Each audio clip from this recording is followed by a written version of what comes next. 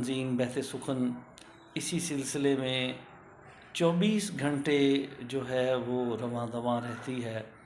یہاں پہ مختلف چیزیں جو شعر و سخن سے منسلک ہیں وہ سکھائی جاتی ہیں، اور کوئی فنڈ، کوئی پیسہ، کوئی چندہ نہیں لیا جاتا، بلکہ سیکھنے والے کو، طالب علم کو زیادہ عزت و احترام دیا جاتا ہے، اور یہ طالب علم کا حق بھی ہے کہ اسے زیادہ عزت و احترام دیا جائے، اور جو اس کے سوالات ہوں ان سوالات کے جواب دیے جائیں۔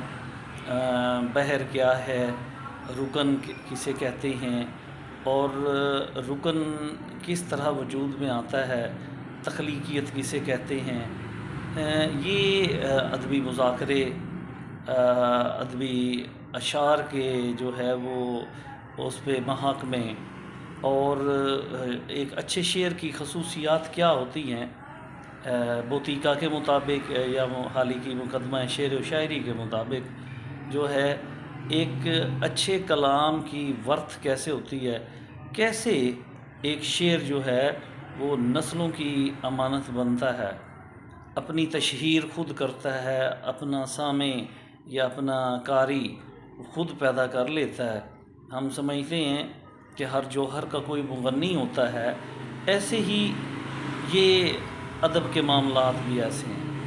عام طور پر لوگ کہتے ہیں کہ جی نثری نظم جو ہے وہ شاعری نہیں ہوتی۔ میں تو یہ کہتا ہوں کہ نثری تحریر لکھی ہوئی بھی مکفّہ و مسجع بھی ہو سکتی ہے، اور باوزن بھی ہو سکتی ہے، اور اسے اوزان کے مطابق کسی نہ کسی بحر میں بھی لکھا جا سکتا ہے۔ اپنی انہی باتوں کے ساتھ میں آپ سے صرف یہ گزارش کروں گا کہ یہ جو ہم لوگ ہیں، بغیر کسی لالچ کے، بغیر کسی جو ہے وہ شہرت، جو ہے عزت، اس کے علاوہ کوئی جو ہے مالی مفاد، یہ کوئی پیش نظر نہیں ہوتا۔ ہمارے ذہن میں صرف یہ ہوتا ہے کہ انسان کے اندر زیادہ انسانیت آئے، وہ انسان جو ہے اپنی جو معراج ہے اس کو حاصل کر سکے، اس کے لیے ادب پہلا کرینہ ہے۔ میں انہی الفاظ کے ساتھ آپ سے گزارش چاہوں گا کہ چینل کو لائک کرنا، سبسکرائب کرنا، اور کوئی نہ کوئی ایک مختصر سے کمنٹس دے دینا، اور ویڈیو کو پورا ایک دیکھ لینا، بہت مختصر وقت کی ہوتی ہے، یہ بڑا ضروری ہے۔ اگر آپ اتنا کر دیتے ہیں تو یقین مانیے کہ یہ آج کے دور میں بہت بڑی نیکی ہے۔ بہت بہت شکریہ۔ اللہ حافظ۔